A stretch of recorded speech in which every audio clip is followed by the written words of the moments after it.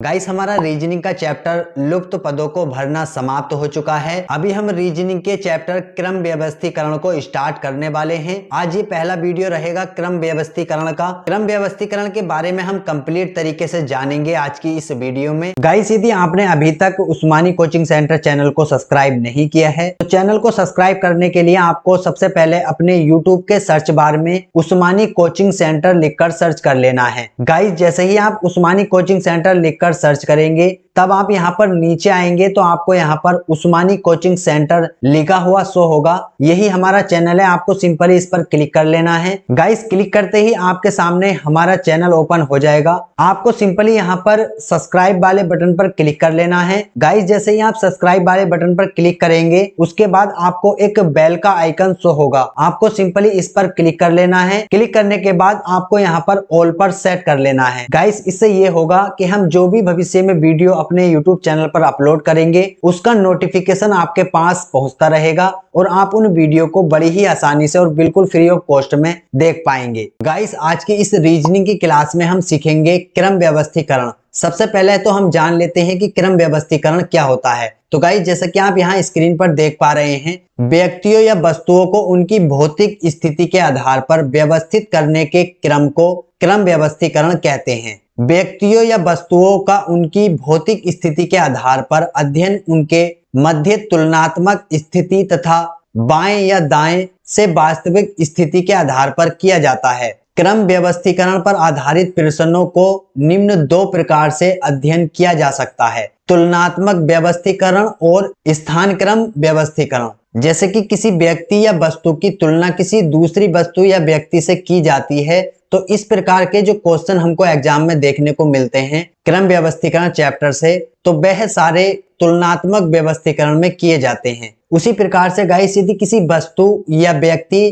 के बीच स्थान का व्यवस्थीकरण हो रहा है तो उस प्रकार के क्वेश्चन हमारे स्थान क्रम व्यवस्थीकरण में आते हैं। चलिए इसको और अच्छी प्रकार से समझ लेते हैं। तुलनात्मक व्यवस्थीकरण क्या होता है? इस प्रकार के व्यवस्थीकरण में व्यक्तियों या वस्तुओं का लंबत्व तथा क्षैतिज व्यवस्थीकरण उनकी स्थिति को ध्यान में रखकर किया जाता है। अभी गाइस तुलनात्मक व्यवस्थीकरण में भी दो व्यवस्थीकरण होते हैं, लंबत्व व्यवस्थीकरण और क्षैतिज व्यवस्थीकरण। जैसे कि किसी दो वस्तुओं के बीच अंतर बतलाया जा रहा है, तुलना की जा रही है कि वह लंबा है, छोटा है, नाटा है, तो इस प्रकार के जो क्वेश्चन हमको देखने को मिलते हैं वह लंबत्व व्यवस्थीकरण में आते हैं। उसी प्रकार से यदि किसी व्यक्ति या वस्तु के बीच भार या इस प्रकार के तुलना की जाती है तो वह क्षैतिज व्यवस्थीकरण के अंतर्गत आते हैं। सबसे पहले हम लंबत्व व्यवस्थीकरण को जान लेते हैं। गाइस लंबत्व व्यवस्थीकरण इस प्रकार के प्रश्नों में व्यक्तियों तथा वस्तुओं की लंबाई तथा ऊंचाई के मध्य तुलनात्मक विवरण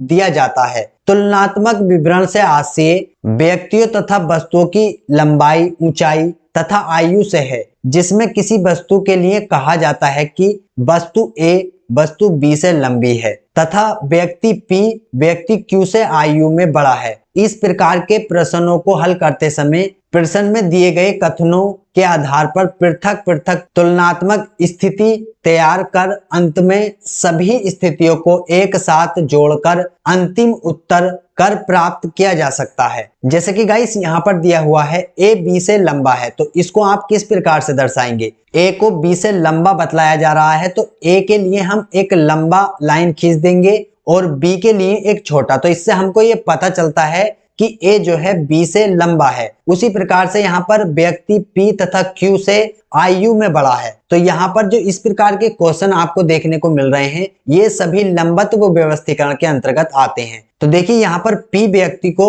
व्यक्ति Q से आयु में बड़ा बतलाया गया है, तो P के लिए हम लंबी लाइन खींच देंगे और Q के लिए हम छोटी लाइन खींच देंगे। इसको और अच्छी प्रकार से समझने के लिए हम कुछ उदाहरण देख लेते हैं। जैसे कि गाइस यहाँ पर आप देख पा रहे होंगे, सबसे पहला उदाहरण है L M से लंबा है लेकिन N से नाटा है, B R से लंबा है, M B से लंबा है, बताइए इनमें सबसे लंबा कौन है? तो हमको यहाँ पर बतलाना है कि इनमें सबसे लंबा कौन है। तो देखिए सबसे शुरू से हम चलते हैं। यहाँ पर इसमें कहा गया है L M से लंबा है, तो L M से लंबा है तो L के लिए हम लंबी लाइन खींच देंगे और M के लिए हम कुछ छोटी लाइन खींच देंगे। उसके बाद बतलाया गया है लेकिन एन से नाटा है, तो ये बात चल रही है एल की। एल एम से लंबा है लेकिन एन से नाटा है, तो एन हमारा क्या हो जाएगा, एल से भी बड़ा हो जाएगा। तो एन के लिए हम इससे भी बड़ी लाइन एक खींच लेते हैं। उसी प्रकार से यहाँ पर देखिए क्वेश्चन में बतलाया गया है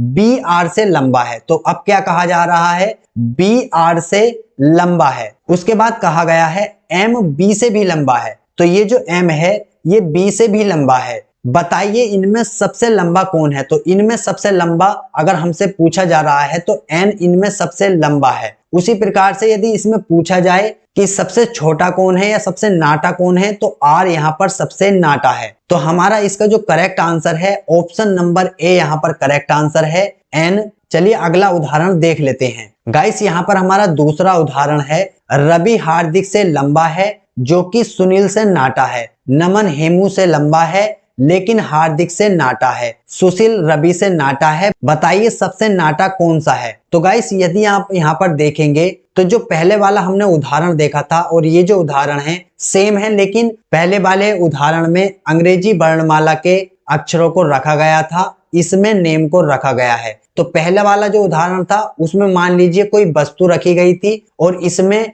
व्यक्ति रखा गया है। तो यहाँ पर हम देख लेते हैं किस प्रकार से हम ज्ञात कर पाएंगे कि इनमें सबसे नाटा कौन है। तो देखिए यहाँ सबसे शुरू से हम चलते हैं, रवि हार्दिक से लंबा है, तो रवि के लिए हम यहाँ पर लंबी लाइन खींचेंगे। रवि हार्दिक से लंबा है जो कि सुनील से नाटा है, तो सुनील यहाँ पर रवि से भी लंबा हो जाएगा। उसके बाद गाइस कहा गया है नमन हेमू से लंबा है। नमन हेमू से लेकिन हार्दिक से नाटा है, तो नमन जो है हेमू से तो बड़ा है लेकिन हार्दिक से नाटा है। तो यहाँ पर पूछा गया है कि सबसे नाटा कौन है, तो सबसे नाटा यहाँ पर हेमू है, जो कि हमारा ऑप्शन नंबर बी यहाँ पर करेक्ट आंसर है। यदि गाइस इस सवाल में पूछा जाता कि सबसे लंबा कौन है, तो सबसे लंबा हमारा यहाँ पर सुनील है। तो गाइस आज की इस वीडियो में हमने यही कुछ सवाल रखे थे।